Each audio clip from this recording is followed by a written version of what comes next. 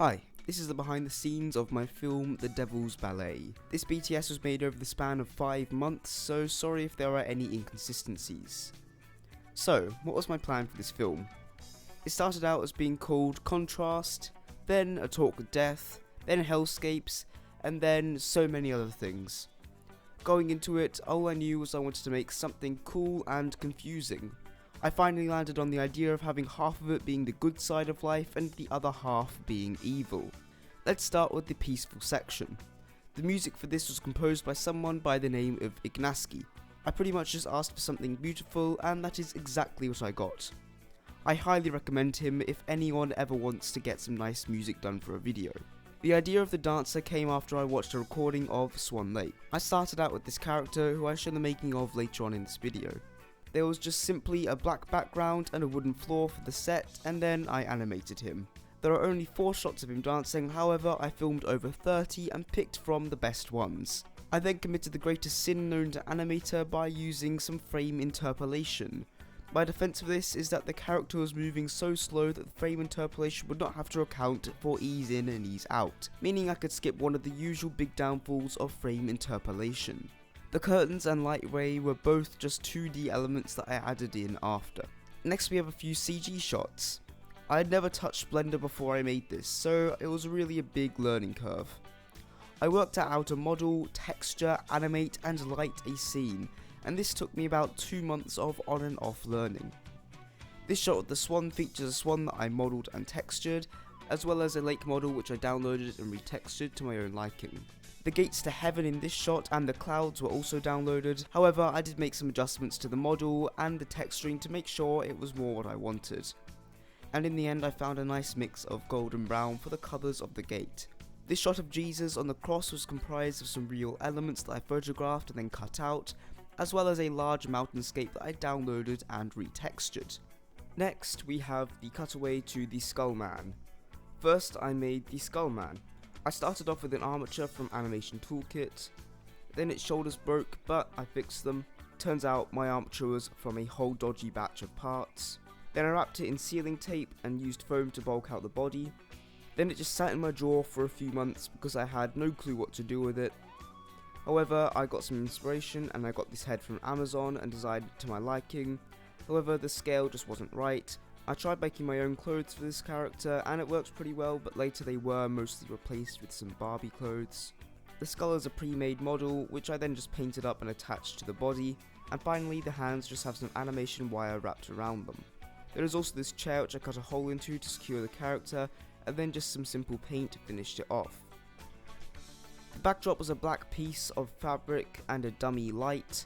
The animation wasn't particularly special, just the character moving in time with the audio and the colour gels on the lights changing after every line. The voices were constructed from my voice, AI and a selection of fellow animators. They were then pitched up and down and played around with so much they're pretty much unrecognisable. There was just one more shot at the end of the film with this character, and it was just animated and then masked around for the final product. Now it is time for the chaotic section breakdown. First of all, I made this disgusting beat. I started out by just playing around with an electric guitar, but I quickly realised that any kind of traditional instrument would not serve the purposes of this film. So I decided to go with a different route and started screaming into a microphone. This also didn't work, but it gave me the idea to start whistling into a microphone. I then took 5 of these takes, pitched half of them up and half of them down, and then put them into an autotune to distort them further. Then I went into Serato Studio and added a basic drum pattern that sounds like this. I actually made it change slightly throughout the clip, just to make it seem a bit more chaotic. I then sampled my own whistling mix, and this is what I got. Next was the buzzing sound. That is actually the sound of a guitar chord receiving a slight charge from touching a conductor. I then played this strange sort of instrument and it sounded like this. Then I retimed it to match the beat and it sounded like this. Final additions to the beat were some 808s that gradually get faster, a siren and some screaming in the background.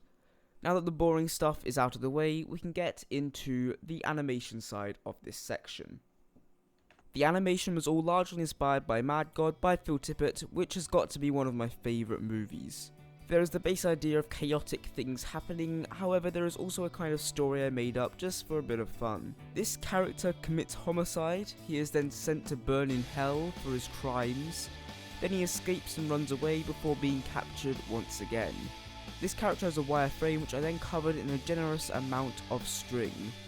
Let's start with the first shot in this sort of sequence. This was achieved by pointing one light at the characters and slightly overlapping them to account for the perspective change that would be created by a single light source. The window and table were then modelled in Blender and added into the scene. Next, our character burns in hell. Wow, never thought that would be a sentence I could say and it made sense in context. I started by positioning my character in front of a black backdrop and tying his hands to a bar with some string. A piece of green card was then positioned behind him to help with the editing process later. He was then animated and the background was replaced by fire and mountain assets. Then we have him running away from hell, which used a projected background which I moved slightly every frame. I then just changed the lighting on him as the shot progressed to make it look like he was actually moving through his environment. Then I downloaded this archway from the CG model trader, gave it a new texture, and animated a camera to follow the action of the animation plate.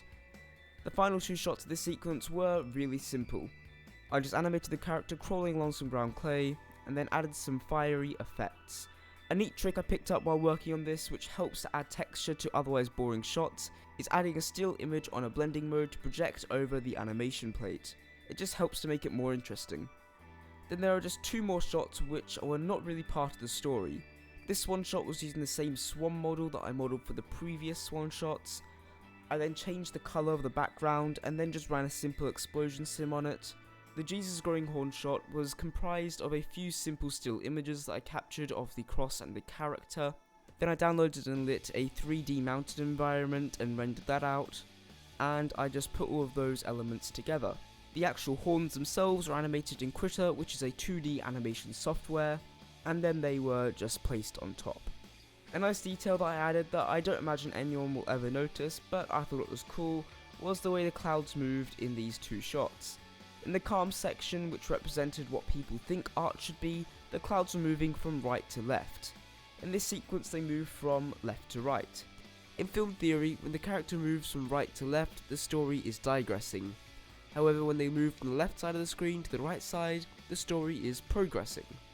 This was just a simple thing I added to make it feel like this is a more progressive form of art. And that is it for the chaotic section of this video. So that is it for the behind the scenes of this film. Thanks for watching all the way. It was probably pretty boring, but you know, I've got more stuff on the way, so please subscribe to see that whenever it eventually comes out. Thanks.